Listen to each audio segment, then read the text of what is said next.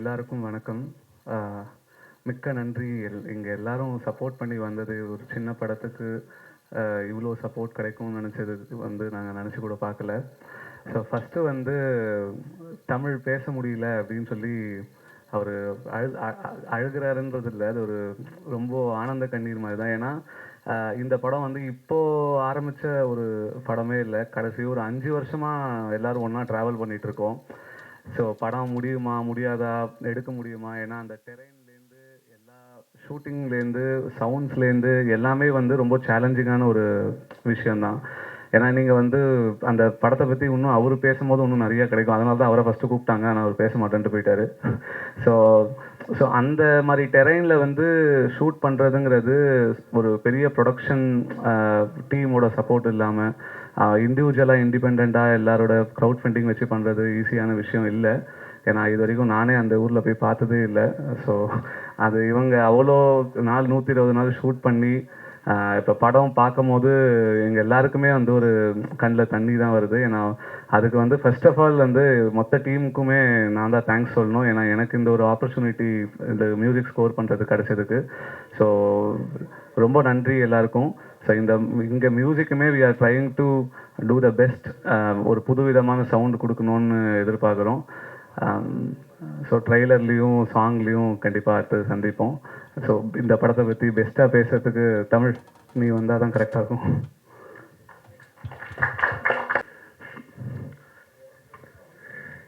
First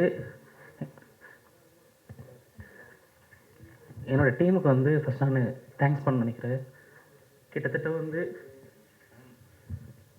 கிட்டத்தட்ட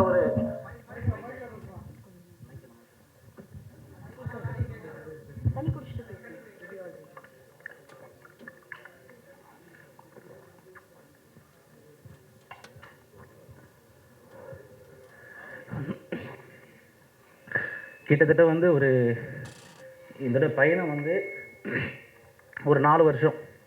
இந்த 4 வருஷத்தில் 4 பேரோட ஆரம்பித்த இந்த பயணம் இன்றைக்கி 40 பேரோட. யாருமே எந்த ப்ராஜெக்ட்டுமே இது வரைக்கும் ஒர்க் பண்ண போகல. வி ஆர் இண்டிபெண்டன்ட் டேரக்டர்ஸ், அவ்வளோதான். Independent directors and independent team. யாருமே யார்ட்டையும் ஒர்க் பண்ண முடியல. சரி, நாங்கள் சேர்ந்து ஒரு படம் பண்ணலாம்,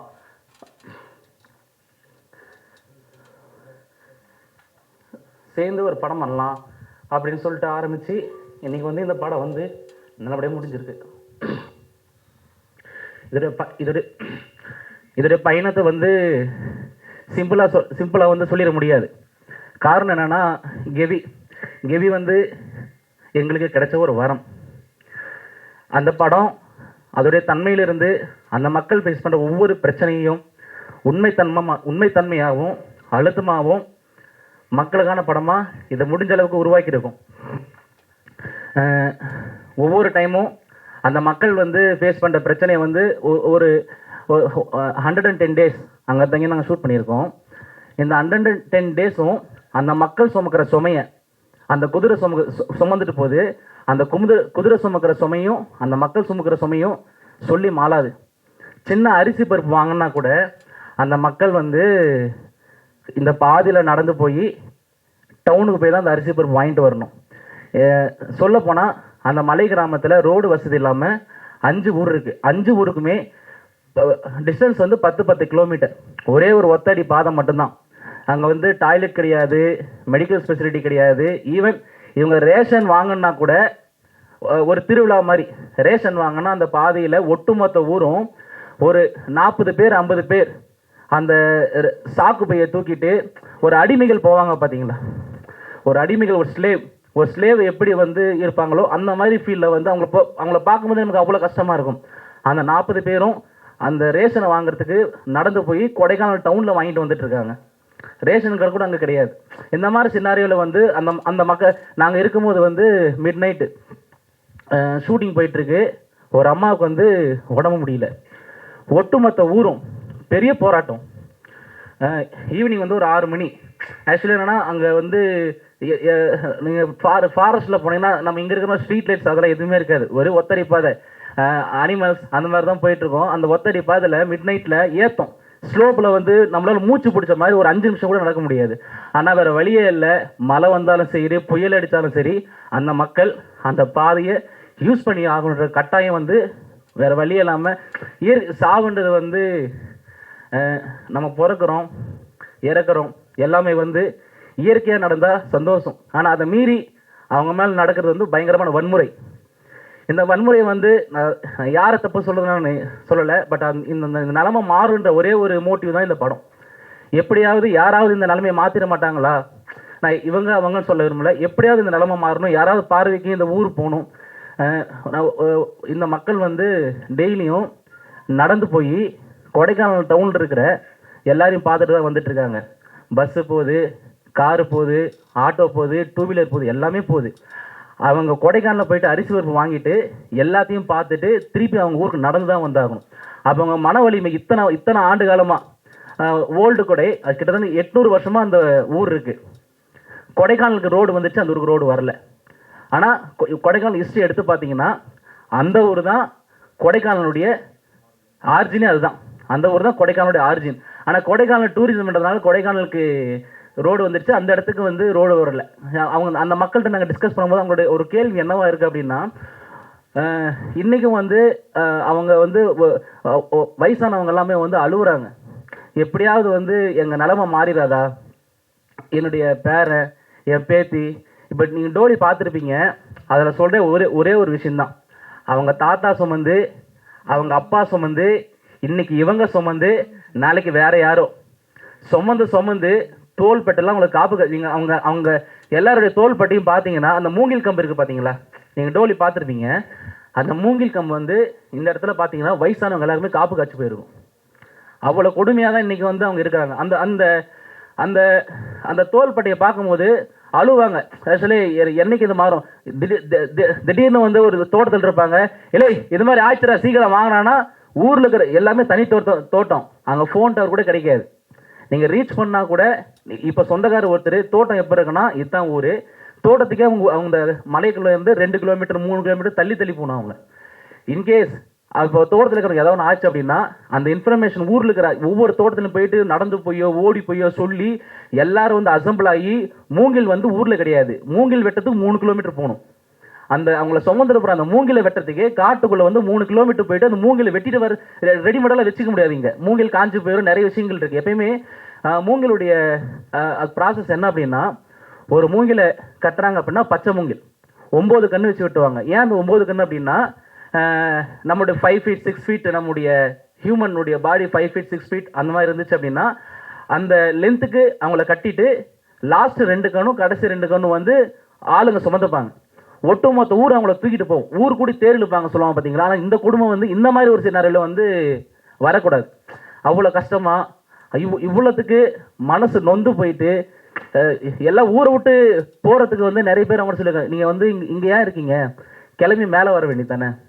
அந்த ஒரே ஒரு கேள்வி என்னதான் எனக்கு இருக்க ஒரே ஒரு இது என்னன்னா, எதுக்கு அவங்க வரணும். இப்போது அவங்க ஊருக்கு வந்து ஒரு கேஸ் சிலிண்டர் போகுது, என் கேள்வி அதுதான், அவங்க ஊருக்கு வந்து ஒரு கேஸ் சிலிண்டர் போகுது, ஒரு கேஸ் பில்லை வச்சு என்னால் வந்து ஒரு அட்ரஸ் ப்ரூஃப் வாங்க முடியும், என்னால் வந்து பேங்க்கில் வந்து ஈஸியாக என்னால் பேங்க் அக்கௌண்ட் ஓப்பன் பண்ண முடியும். அவங்களுக்கு தேவையான எல்லாமே வந்து அவங்கள தேடி போகுதுன்னு சொல்ல வரல, ஒரு கேஸ் போகுது அவங்க ஊருக்கு. அந்த இன்னொரு விஷயம் என்னென்னா, அந்த கேஸ் ஒரு வீட்டுக்கு எடுக்கணும்னா அந்த இப்போ இண்டியன் கேஸோ இருக்கிற மற்ற கேஸ் கம்பெனி எதுவாக இருந்தாலுமே ஃபஸ்ட்டு போய் வெரிஃபை பண்ணுவாங்க. எப்பயுமே நீங்கள் கேஸ் எடுத்திங்கன்னா உங்கள் வீட்டில் வெரிஃபை பண்ணுவாங்க. அந்த மாதிரி ஒரு 2 பேர் கேஸ்லேருந்து அந்த பாதியில் நடந்து போய் வேர்த்து விறுவிறுத்து உப்பு போட்டு அந்த ஆள் வரும்போது கேட்குறான். ஒரு நாள் நாங்கள் வந்து ஷூட்டிங் முடிச்சு ஏறி வரோம், இந்தியன் கேஸ்லேருந்து ஒரு 2 பேர் நடந்து வந்துட்டு இருக்காங்க, எங்கெங்கே போயிட்டு வரோன்னு கேட்டால் நாங்கள் அப்போ தான் ஷூட்டிங் முடிச்சுட்டு நாங்கள் மேலே போய் ரிட்டன் கீழே இறங்கிட்டு இருக்கோம், நம்ம வெள்ளைக்கு போயிட்டு வந்துட்டுருக்கோம் அப்படின்னு சொல்லும் போது உப்பு பூத்து எப்படிங்க இவங்களாம் இங்கே இருக்காங்க. மனநலம் ஒரு பேசிக்காக இருக்கிற மக்களுடைய மனநலம் என்னவா இருக்குன்னா, ஒரு நாள் நடந்ததுக்கான அவங்களுடைய மன வலிமை, ஒரு நாள் நடந்ததுக்கு அவங்க சொல்கிற ஒரு ஸ்டேட்மெண்ட், எப்படிங்க இந்த மக்கள் வந்து இங்கே இருக்காங்கன்னு கேட்குற அப்போது ஒவ்வொரு நாள் இதுதான் அவங்க வாழ்க்கைன்னு இருக்குல்ல. இது வந்து எப்போ மாறும், எப்படி மாறுன்ற கேள்வியோட தான் இன்றைக்கி இருக்காங்க. இந்த படம் வந்து எனக்கு அதோடைய பாதையை, இந்த படம் வந்து எல்லா வழியும் மறைச்சி அவங்களுக்கு ஒரு பாதையை உருவாக்கி கொடுத்துச்சு அப்படின்னா அது மட்டுமே எங்கள் மொத்த டீமுக்கும் போதும். தேங்க்யூ, நன்றி. ஒரு வணக்கத்தை தெரிவிச்சுக்கிறேன். அப்புறம் இந்த சின்ன டீமை சப்போர்ட் பண்ணுறதுக்கு இவ்வளோ பிஸியான டைமில் கூட எங்களுக்காக வந்திருக்க அமீர் சாருக்கு நன்றி தெரிவிச்சுக்கிறேன். அப்புறம் இந்த விழா நல்லா சிறப்பித்து நடக்கிறதுக்கு ஒரு எடுத்து நடத்திட்டு இருக்கேன் எங்கள் அண்ணன் பிஆர்ஓ சான் சாருக்கு இந்த நன்றி தெரிவிச்சுக்கிறேன். மற்றும் எங்கள் ஊடகத்துறை வந்திருக்க நண்பர்கள் எல்லாத்துக்கும் நன்றி தெரிவிச்சுக்கிறேன். ஃபஸ்ட்டு கெவினா என்ன அப்படின்ட்டு ஒரு இங்கே இருக்க ஒரு கேள்விங்க. கெவின் ஒரு டைட்டில் வச்சோம். கெவின்றது வந்து என்னென்னா அவர் பள்ளத்தாக்கு, அதோட மீனிங். அந்த இடம் என்னம்மா இடத்துல அமைஞ்சிருக்குன்னா கொடைக்கானல், நடுவில் கேவி, கீழே பெரிய குளம். கொடைக்கானல்லேருந்து ஒரு 10 கிலோமீட்டர் வந்தோம்னா கேவின்ற ஊருக்கு வந்துடலாம். அங்கேருந்து கீழே போனால் ஒரு 10 கிலோமீட்டர். இப்போ இந்த இடைப்பட்ட நடுவில் இருக்க ஊர் தான் இந்த கேவி. 2 இடத்துக்கும் போகிறதுக்கு வந்து ஒரு 10 கிட்டேருந்து ஒரு 10 கிலோமீட்டர், கீழே ஒரு 10 கிலோமீட்டர். அந்த இடம் வந்து இப்போ டேரக்டர் சொன்னார். எமோஷனலாக பேசுறதுக்கு காரணம் என்னென்னா, இந்த 4 வருஷம் 5 வருஷன்றது உழைப்புன்றது ஒரு சாதனம். எல்லாமே கஷ்டப்பட்டு தான் படம் பண்ணுறோம், செய்கிறோம், எல்லாம் அது உண்மை தான். ஆனால் ஒருத்தவங்களோட கஷ்டத்தை வந்து கஷ்டப்பட்டு சொல்கிறன்னு ஒரு விஷயம் இருக்குல்ல, அது வந்து நாங்கள் கிட்டத்தட்ட அந்த ஊருக்கு போயிட்டு 1 வருஷம் வந்து அந்த ஊரில் இருந்தோம். அந்த மக்களோட வாழ்க்கை என்னம்மா இருக்காங்க, அவங்களோட பிரச்சனை என்ன, அவங்க என்னம்மா இவங்களோட வாழ்வியல் என்னவா இருக்குது, எதை சார்ந்து இருக்குன்றதை தெரிஞ்சுக்கிறதுக்காக 1 இயர் அங்கே இருந்து அதை பார்த்து அங்கே என்ன விஷயங்கள் அங்கே நாங்கள் ஒரு கதை எடுத்துகிட்டு போனோம். அந்த கதை வந்து ஆக்சுவலாக அங்கே தேடி போன இடம் மலைக்கிராமம் நிறைய இடத்துல லொக்கேஷனுக்கு போனோம். நாங்கள் யதார்த்தமாக அந்த ஊருக்கு போகும்போது செய்யும்போது சம்பவம் அதுக்கு உண்மையில ஒரு சம்பவமே நடந்திருந்தது. அப்படி அந்த சம்பவம் நடந்துக்கும் போது அங்கே ஒரு கதைக்களத்தை ரெடி பண்ணி செஞ்சு பார்க்கும்போது ரியலாக ஒரு விஷயம் நடந்துக்கும் போது இன்னும் எங்களுக்கு வந்து அந்த மக்களோட சப்போர்ட்டும் வந்து எங்களுக்கு பண்ணாங்க. நடித்தவங்க யாரும் பெரிய ஆர்டிஸ்ட்டாக பெரிய ஹீரோக்கள் யாரும் பெருசாக இல்லை. இருக்கவங்க எல்லாமே வந்து வெளியே தெரியும்னா அப்படின்னா ஒரு 4-5 பேர் தான் இருக்காங்க செய்கிறாங்க. அதை தாண்டி அந்த மக்கள் வந்து இந்த 4 வருஷம் அவங்களையும் கூட கஷ்டப்பட்டு அவங்களுக்கு ஒரு விடிவாளம் பறக்கணும், இது மூலியமாக எங்களுக்கு வந்துடாதா அப்படின்ட்டு எல்லா சூழலுமே எங்கள் கூட இருந்து எல்லா விதத்திலும் எங்களை சப்போர்ட் பண்ணாங்க. அந்த ஊரை பற்றியான விஷயங்கள் வந்து நிறையா நீங்கள் கேள்விப்பட்டிருப்பீங்க, இதில் தெரியாமல் இருந்திருக்கும். அந்த ஊரை பற்றி தெரியும்னா அந்த ஊர் மக்களுக்கு வந்து அது ஒரு கஷ்டமான ஒரு இடம், அந்த மக்களோட வாழ்க்கைக்கான ஒரு இந்த மாதிரி ஒரு இடம். ஆனால் வெளியேருந்து போகிறவங்களுக்கு அது என்ன மாதிரி இருக்கும், ஒரு கொண்டாட்டம் நிறைஞ்ச ஒரு இடமா இருக்கும். ஒரு ட்ரக்கிங் வரவங்களுக்கோ இல்லை அங்கே சுற்றி பார்க்க வரவங்களுக்கோ இப்படி ஒரு ஊருக்கு ஒரு இயற்கை இவ்வளோ அழகு அப்படின்ட்டு. ஆனால் அங்கே இருக்க மக்களோட வாழ்க்கையை இருண்டு போன வாழ்க்கையில் தான் அந்த இடம் அந்த அமைஞ்சிருக்குன்றது வந்து வெளியே வரவங்களுக்கு தெரியாது. நாங்களும் ஃபஸ்ட் டைம் போகும்போது அப்படி தான் இருந்துச்சு. அழகான ஒரு இடமா இருக்குது செய்யுது. அங்கே உள்ள இறங்கி நாங்கள் போகும்போது அந்த கதைக்கலாம் அங்கே ஊர் மக்களோட பிரச்சனை எல்லாம் தெரியும் போது அது இன்னும் வந்து எங்களுக்குள்ள பெயின்ஃபுல்லாக ஒரு விஷயம் அமையறதுக்கு ஒரு காரணமாக இருந்தது. அப்புறம் இந்த படத்தில் முக்கியமான ஒரு விஷயம் சொல்லணும்னா, எங்கள் படத்தில் ராசி சார் சொல்ல வேண்டியது இருக்குது. அவர் தான் மேற்கு தொடர்ச்சி மலை தேன் படத்தோட ரைட்டர். அவர் தான் இந்த கதையில் எங்கள் கூட 3 வருஷம் எங்கள் கூட ட்ராவல் பண்ணி செஞ்சு எல்லாம் இருந்தார். இப்போ போன வருஷம் வந்து காலமாயிட்டார். அவர் இறந்ததுக்கப்புறமா தேனி சார்ந்த மக்கள் அந்த ஸ்லாங்கு அந்த மாதிரி விஷயத்தை வச்சு பண்ணுறதுக்கு அடுத்து எடுத்து போகிறதுக்கான ஒரு பொறுப்பு எனக்கு கிடச்சி நான் அதில் அசோசியேட்டடாக ஒர்க் பண்ணுறேன். மீதி எடுத்து நான் பண்ணுறதுக்கான ஒரு வாய்ப்பு எனக்கு கிடைக்கும் செய்யும்போது எப்படி நம்ம ஹேண்டில் பண்ண போகிறோம், என்ன பண்ண போகிறோம் அப்படின்னும்போது நாங்கள் அங்கே போய் 1 இயர் 1.5 வருஷம் அங்கே இருந்தது வந்து எங்களுக்கு ஒரு முன்னுதாரணமாக இருந்துச்சு. ஒரு விஷயம் எங்களுக்கு இருந்தனால அதை நாங்கள் அந்த மக்களோட பல நாள் செஞ்சனால அவரோட இருந்தனால அந்த ஹேண்டில் பண்ணுறதுக்கு நம்ம ஈஸியாக இருந்தது. அதே நேரத்தில் இந்த இடத்துல எங்கள் படத்தோட குழுவினர்கள் எல்லாத்துக்கும் இந்த இடத்துல நன்றி தெரிவிச்சுக்கிறேன். நன்றி, வணக்கம். அழைப்பு எடுத்து வந்ததுக்கு ரொம்ப நன்றி. ஆக்சுவலாக நாங்கள் ஒரு இண்டிபெண்டன்ட் குரூ தான். நாங்கள் பெருசாக ரொம்ப ஒரு ப்ராடர் எக்ஸ்போஷர் ஒரு ஃபிலிம்ஸ் பிளாட்ஃபார்ம்ஸில் ஒர்க் பண்ணதில்லை. நாங்கள் இண்டிவிஜுவலாக தான் ஒர்க் பண்ணோம். நாங்கள் ஷார்ட் ஃபிலிம் பண்ணி அதை வச்சு ட்ரை பண்ணிட்டு நிறைய எக்ஸ்பெரிமெண்ட் பண்ணி பார்த்துட்டு தான் நாங்கள் ஆக்சுவலாக இந்த படம் எடுத்தோம். ஆக்சுவலாக இப்போது இந்த படத்தை பற்றி நிறைய பேச முடியாது, அது ரிலீஸ்க்கு அப்புறம் நம்ம பேசலாம். பட் சப்போர்ட் பண்ண வந்த அமீர் சாருக்கு ரொம்ப நன்றி, நிக்கில் முருகன் சாருக்கு ரொம்ப நன்றி, நம்ம பிஆர்ஓ அவருக்கு ரொம்ப நன்றி. அண்ட் இந்த படத்தோட இன்வெஸ்டர்ஸ் சிற்பி அண்ணா, கண்ணன் சார், வருணண்ணா அவர் இங்கே இல்லை, அப்புறம் பெருமாள்னு ஒரு சார் ஒருத்தர் சேலமில் இருக்கார். மிகப்பெரிய எக்கனாமிக் பேக்ரவுண்டில் இல்லாமல் ஒரு இடத்துல இருந்து வந்து ஒரு பெரிய ட்ரஸ்ட்டை ஹோல்ட் பண்ணி தான் நம்ம இந்த ஸ்பேஸ் கிடச்சிருக்கு. அதை கரெக்டாக யூட்டிலைஸ் பண்ணோம், அதை கரெக்டாக எடுத்துகிட்டு போகணும் அப்படின்றது தான் ஒரு தாட். இதால் நம்ம படம் பண்ணுறோம். இப்போ ஃபில்ம் மேக்கிங் தான் ஒரு பேஷன். பட் அந்த படம் வந்து ஒரு சோஷியல் ஈக்குவல் பேலன்ஸ் இருந்தால் தான் வந்து பேஷனுக்கும் சொசைட்டிக்கும் ஒரு ப்ராப்பராக இருக்கணுன்ற ஒரு ரெஸ்பான்சிபிலிட்டி. அது வந்து லேர்ன் பண்ண இடம் நம்ம அமீர் சார் அவர்கிட்ட. அது எனக்கு இந்த பருத்தி வீரன் படம் ரொம்ப பிடிக்கும் சார். ஆக்சுவலாக நாங்கள் ராசி சார் இறந்துட்டார். திடீர்னு நான் இந்த படத்துக்கு ரெஃபரன்ஸே வந்து நான் மெட்ராஸில் தான் பிறந்து வளர்ந்து எல்லாமே, எனக்கு அந்த ஸ்லாங் தெரியாது. அதிகமாக நாங்கள் இந்த படத்தை வந்து எங்கள் படத்தில் ரெஃபரன்ஸ் எந்த சீனுக்கான ரெஃபரன்ஸாக இருக்கட்டும், இது ஆக்சுவலாக ஒரு கோயின்சிடன்ஸ் தான் சார். நாங்கள் எக்ஸ்பெக்ட் பண்ணல. பட் இதை நீங்கள் வந்ததுக்காக சொல்லலை, இதை நாங்கள் எல்லாத்துலேயும் சொல்லிட்டு தான் இருப்போம். கணேஷ் சாருக்கு தெரியும். ஏன்னா பிகினிங்கில் இனிஷியலில் எங்களுக்கு ரொம்ப சப்போர்ட் பண்ணி இந்த படம் பண்ணலாம் அப்படின்னு ஃபஸ்ட்டு ஓகே பண்ண ப்ரொடியூசர் வந்து கணேஷ் சார் தான்.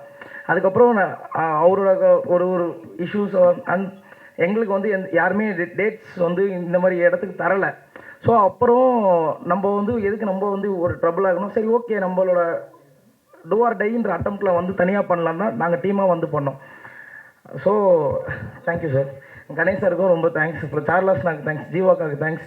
அப்புறம் இந்த படம் நாங்கள் பண்ணதுக்கு வந்து ஒரு 2 பெரிய உமனோட ஒரு சப்போர்ட் இருந்ததுனால தான் எங்களால் இந்த படம் நாங்கள் நினச்ச மாதிரி அச்சீவ் பண்ண முடிஞ்சது. அவங்களோட டேட்ஸ் அண்ட் அவங்க கொஞ்சம் பிஸியாக இருந்தாலும் வர முடியல. பட் இவந்தோ அவங்களுக்கு வந்து ஷீலா ராஜ்குமார், ஷீலா அவங்களோட ஜாக்லின், அவங்களுக்கு வந்து ரொம்ப தேங்க்ஃபுல்லாக இருப்போம் டீமாக. ஆக்சுவலாக அவங்க வந்து இந்த குளிரில் நாங்கள் வந்து ஃபுல்லாக ஸ்வெட்டர்லாம் போட்டும் பண்ணிட்டோம். பட் அந்த தண்ணியில் கடும் குளிர்லையும் அந்த டோலியோட அந்த அந்த ஒரு நீங்கள் பார்த்துருப்பீங்க அந்த சின்ன மினியேச்சர், அதுக்குள்ளே தான் அவங்க ஃபுல்லாக ஒரு 20 days அந்த டோலி 15 to 20 days அந்த டோலி அது ரிகுள்ள அந்த அதில் ரிக்கிங் இருக்கும், கேமரா அதுக்குள்ளே ஃபிக்ஸ் பண்ணியிருப்போம். அந்த ஸ்ட்ரகிள் அவங்க அனுபவிச்சு பண்ணாங்க. பட் அவங்க இங்கே வர முடியல. இவந்தோ தேங்க்ஸ் ஃபார் டீம் எல்லாருக்கும். தேங்க்யூ. நான் உங்கள் தோழி ஜீவா சுப்பிரமணியம். இந்த படத்தில் நான் வந்து ஒரு நடிகையாக ஒர்க் பண்ணல, அக்காவாக தான் ஒர்க் பண்ணியிருக்கேன். என்ன சொல்கிறது, எனக்கு என் கூட பிறந்த தம்பிங்க கூட என்னை அக்கான்னு ரொம்ப எல்லாம் கூப்பிட்டதில்லை. சென்னைக்கு வந்து இங்கே இருக்கிற தம்பிங்க தான் என்னை அக்கான்னு கூப்பிட்டுருக்காங்க. அந்த விதத்தில் இந்த டீமில் இருக்கிறவங்க எல்லாருமே என் பேர் ஜீவா, ஆனால் என் பேர் ஜீவாக்கானே மாற்றிட்டாங்க. என்னை வந்து அக்கான்னு கூப்பிட்டு ஒரு மாதம் தம்பிங்களோட ட்ராவல் பண்ணியிருப்போம். எல்லாம் சேர்ந்து ரொம்ப சந்தோஷமாக இருந்தது. என் தம்பி தமிழ், ஜெகன், ஆதவன், கிருபா, சாமி, சந்தோஷ், இந்த படத்தோட சூப்பர் ஹீரோஸ் இவங்க எல்லாம், direction team and camera team, art director அறிவு அந்த உட்காந்துருக்காரு, அவங்க இந்த படத்தில் ஒர்க் பண்ணாங்க. ஒவ்வொருத்தருமே சூப்பர் ஹீரோஸ். இந்த படத்தில் அவங்க கூட சாப்பிடாம இருந்துட்டு நடித்தவங்களுக்கு சாப்பாடு நிறைய டைம் வந்து சாப்பாடு அவங்களே செஞ்சு தான் கொடுக்க முடியும், மேலேருந்துலாம் கொண்டு வர முடியாது. தண்ணியும் அங்கே கிடையாது.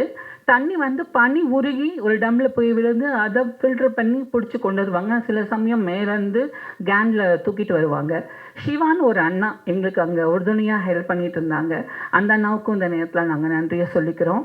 இந்த படத்தில் ஒரு பாடல் கவி பேரரசு வைரமுத்து அவர்களும் தேனிசை தென்றல் தேவா சார் அவருங்க பாடியிருக்காங்க. ஸோ தம்பி பாலாவோட மியூசிக்கில் சீக்கிரம் அந்த சாங் வந்து ரிலீஸ் பண்ணுவாங்க. இப்போ ரீசெண்டாக நெட்டில் வந்து அந்த சாங்கோட இதுதான் வைரல் ஆகிட்டு இருக்கு, பார்த்துருப்பீங்க. ஸோ எங்கள் படத்தில் எல்லாம் சொன்னாங்க, இப்போது தமிழ் சினிமா வந்து மறுபடியும் பழைய ரூட்டுக்கு திரும்பி இருக்கு, நல்ல கதைகள் எப்படி இருந்தாலும் ஜெயிக்கும் அப்படின்ற ஒரு காலம் உருவாகி இருக்கு.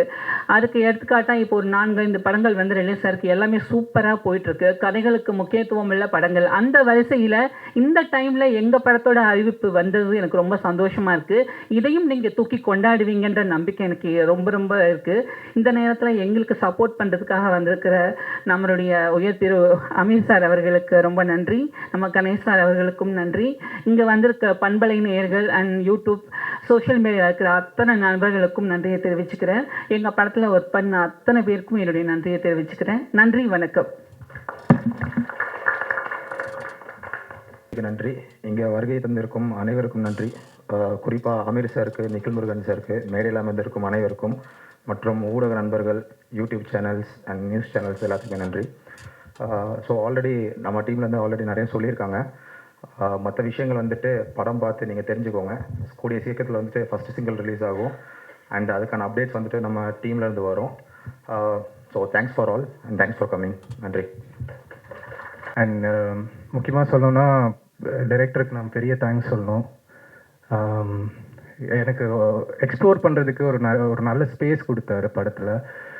அண்ட் கேரக்டராகவும் எனக்கு ரொம்ப ஹெல்ப் ரொம்ப சப்போர்ட் பண்ணார். ஒரு சின்ன சின்ன விஷயங்களும் எனக்கு சொல்லி கொடுத்து இப்படி பண்ணுவோம், ஒரு இமோஷனோட ஒரு சின்ன ஒரு மைன்யூட்டான விஷயங்கள் முதற்கொண்டு எனக்கு பொறுமையாக சொல்லி கொடுத்து என்னை ஒரு நல்ல ஒரு ஆக்டராக மாற்றிருக்காரு அப்படின்னு நான் நம்புகிறேன். ஜெகன் டிஓபி அண்ட் முக்கியமாக சொல்லணுன்னா ஒரு தூண் மாதிரி அண்ட் ஒரு நல்ல ஃப்ரெண்ட். அது ஜெகனுக்கு நான் பெரிய தேங்க்ஸ் சொல்லணும். And PRO sir, John sir இது இது ஆர்கனைஸ் பண்ணதுக்கு. அண்ட் ஆதவன் ப்ரோ, அவர் படத்தோட ஹீரோ. அண்ட் அவர் ரொம்ப கஷ்டப்பட்டார். இந்த படத்தோட ஷூட் பார்த்தீங்கன்னா ஒரு -4 டிகிரி 2 டிகிரி செல்சியஸ்லாம் அந்த பச்சை தண்ணியில் விழுந்து எந்திரிச்சு ரொம்ப ஹார்ட் ஒர்க் பண்ணியிருப்பார். நீங்கள் படம் பார்க்கும்போது தெரியும். அண்ட் கோஆர்டிஸ்டாக ஜீவாக்கா, சார்லஸ்னா அண்ட் ஷீலா அவங்களும், ஜாக்லின் அவங்க வரல. ஸோ அவங்களுக்கும் இந்த டைம் தேங்க்ஸ் சொல்லிக்கிறேன். தேங்க்யூ. வேறு அண்ட் க்ரூ, டெக்னீஷியன்ஸ் எல்லாருக்குமே, ஆர்ட் டிபார்ட்மெண்ட்லேருந்து வேலை செஞ்ச எல்லாருக்குமே தேங்க்ஸ் சொல்லிக்கிறேன். ஏன்னா ரொம்ப கஷ்டப்பட்டாங்க எல்லாருமே இந்த படத்தில். So thank you. அவ்வளோதான். எல்லாருக்கும் ரொம்ப தேங்க்ஸ். அமீர் சார் ரொம்ப தேங்க்ஸ். எங்கள் ஒரு சின்ன க்ரூ நாங்கள் ஏதோ இருக்கோம். ரொம்ப தேங்க்ஸ் நீங்கள் எங்களை நம்பி வந்ததுக்கு. அண்ட் கணேஷ் சார், சார்லஸ்னா, ஜீவாக்கா எல்லாருக்கும் ரொம்ப தேங்க்ஸ். அண்ட் மீடியா நண்பர்கள் எல்லாருக்கும் ரொம்ப தேங்க்ஸ். இந்த படம் பேச கொஞ்சம் தயக்கமாக இருக்குது. ஃபஸ்ட்டு என்னோடய முதல் மேடை. என்னோடய வேலை சரியாக செஞ்சுருக்கேன்னு நினைக்கிறேன். எனக்கு இந்த வாய்ப்பு கொடுத்த இயக்குனருக்கு நன்றி. என் ஃப்ரெண்டு ஜெகன் அவருக்கும் நன்றி. எங்களுக்கு ப்ரொடக்ஷனில் சப்போர்ட் பண்ண வருணண்ணா, சிற்பி அண்ணா, ஸோ கண்ணன் சார் எல்லாருக்கும் ரொம்ப தேங்க்ஸ். ஜான் அண்ணா ரொம்ப தேங்க்ஸ். எல்லாருக்கும் ரொம்ப நன்றி.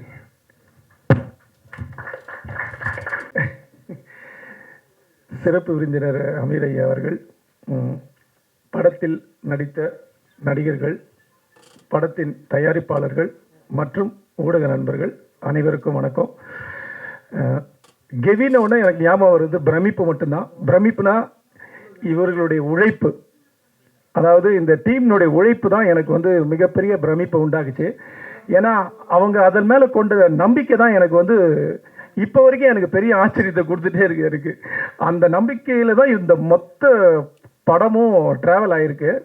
ஏன்னா அதனுடைய டெரெயின் வந்து எப்படின்னா, நான் முறை போனப்போ நான் தான் சொன்னேன், அந்த 8 கிலோமீட்டர் அந்த வட்டக்கனால்லேருந்து கீழே இறங்கி போனப்புறம் நான் சொன்னது, எத்தனை பேருக்கு ஞாபகம் இருக்குன்னு தெரியல இவங்களுக்கு, இந்த ஹாஸ்பிட்டல்ஸ்லாம் இப்போ இந்த ஹெல்த் செக்அப் பண்ணுறாங்கல்ல, body full checkup, MRI, CT scan, அதெல்லாம் எதுவுமே தேவையில்லை.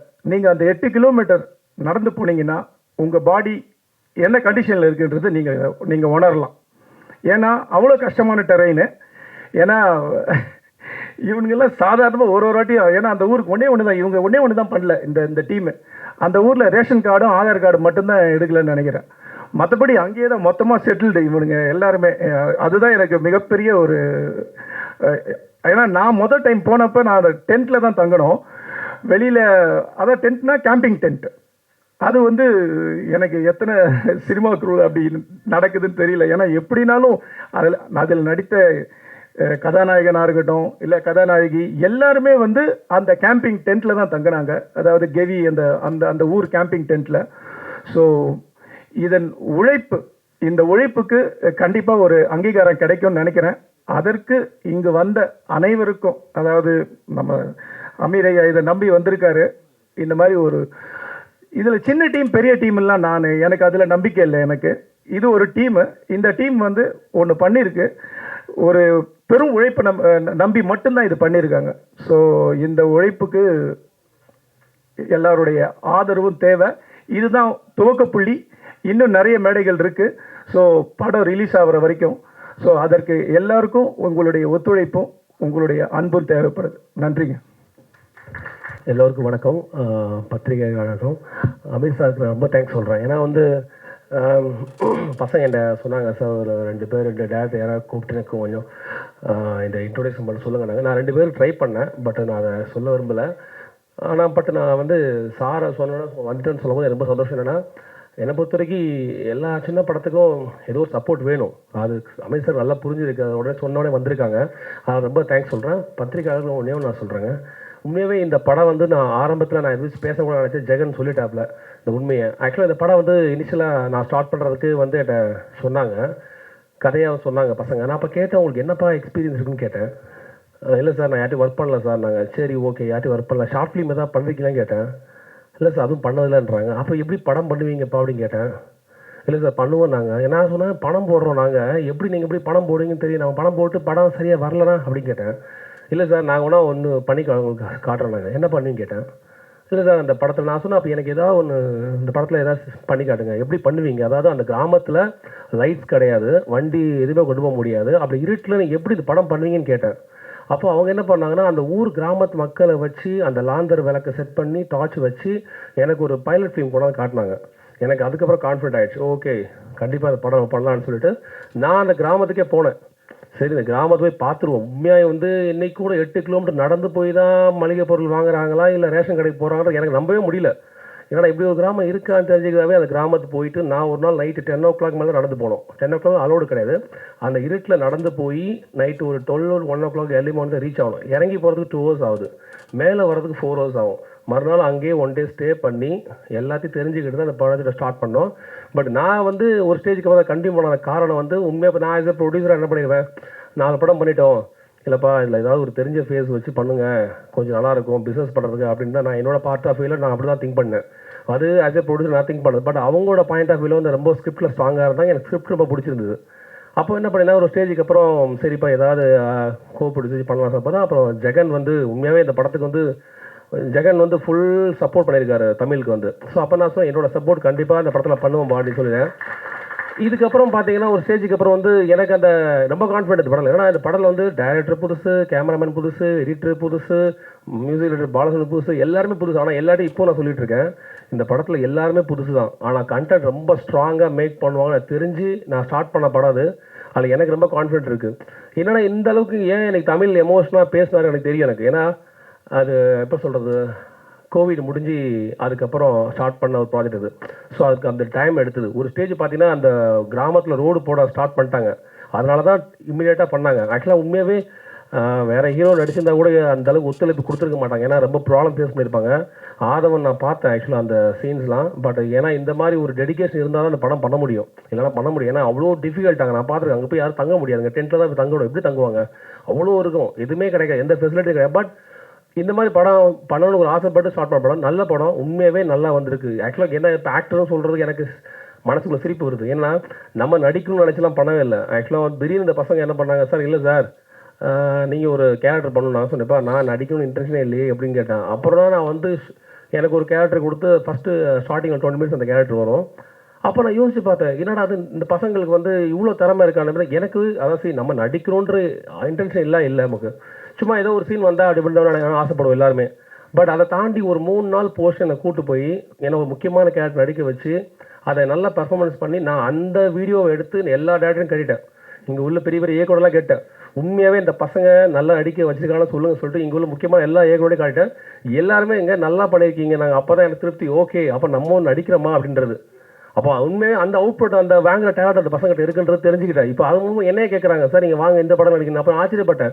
ஸோ ஒரு டைரக்டர் வந்து உண்மையாகவே என்னை பொறுத்த வரைக்கும் யாரை வேணாலும் நடிக்க வைக்க முடியும். அவங்ககிட்ட தான் அந்த கிரியேட்டிவிட்டி இருக்குது. அதாவது அந்த டைரக்டர் வந்து இந்த கேரக்டர் தேவைன்னா அந்த கேரக்டரை இப்போ நிறைய படங்களில் எல்லாமே நியூ ஃபேஸஸ் நடிக்கிறாங்க, ஃபுல்லாக கிராமத்து மக்கள் நடிக்க வைக்கிறாங்க. எப்படின்னா டைரக்டர் தான் பண்ணுறாங்க. அதை டைரக்டர் நினச்சாங்கன்னா அந்த கிராமத்து மக்களாக இருந்தாலும் சரி எல்லாருமே அவங்களோட கிரியேட்டிவிட்டி கண்டிப்பாக கொண்டு வர முடியும். கண்டிப்பாக நான் சொல்கிறேன் இந்த படம் வந்து எனக்கு ரொம்ப ஒரு ஹார்ட்ஃபுல்லான படம் தான். கடைசி வரைக்கும் இந்த படத்துக்கு என்னோட ஃபுல் சப்போர்ட் இருக்கும். இது எல்லா சப்போர்ட்டுக்கும் நான் கண்டிப்பாக பண்ணுவேன். எல்லாருமே இந்த ப்ரெஸ்ஸில் வந்து ஜஸ்ட் எல்லாருமே இந்த படத்துக்கு கொஞ்சம் சப்போர்ட் பண்ணுங்கள். ஏன்னா உண்மையாகவே ரொம்ப நல்ல படம். ஏன்னா எல்லாருமே இந்த கிராமத்தில் உள்ள கஷ்டத்தை காட்டி தான் இதெல்லாம் போய் சொல்லி படம் எடுக்கும் அப்படிலாம் கிடையாது. அவ்வளோ லைவ்னஸ் இருந்ததுனால தான் நானே இதை இனிஷியலாக ஸ்டார்ட் பண்ணேன். ஸோ இந்த படம் ரொம்ப நல்ல ஒரு நம்பிக்கை இருக்குது. எல்லாரோட சப்போர்ட், மீடியாவோட சப்போர்ட் நல்லா வேணும். அமித் சார் ரொம்ப உங்களுக்கு திருப்பி நான் தேங்க்ஸ் சொல்கிறேன். எல்லாருமே உண்மையாக ஆதவன் இதோ இவங்க எல்லாருமே ஒரு டீம் தான். இந்த டீம் வந்து எப்படின்னா எல்லாருமே வந்து எனக்கு ஜென்யூனாக ஒர்க் பண்ணுவாங்கல்ல படத்தில். நான் அந்த ஜென்யூனிட்டி படத்தில் பார்த்துருக்கேன். நான் 4 படம் பண்ணியிருக்கேன். ஆனால் ஒர்க் பண்ண எல்லா டெக்னீஷியன் எல்லாருமே அவ்வளோ ஜென்யூன். படம் தான் பண்ண வந்திருக்கேன், வேறு எதுவும் பண்ண வரல. என்னோட வேலை படம் பண்ணுறது மட்டும்தான் அப்படின்றத ரொம்ப ரியலிஸ்டிக்காக பண்ண டீம் தான் அது.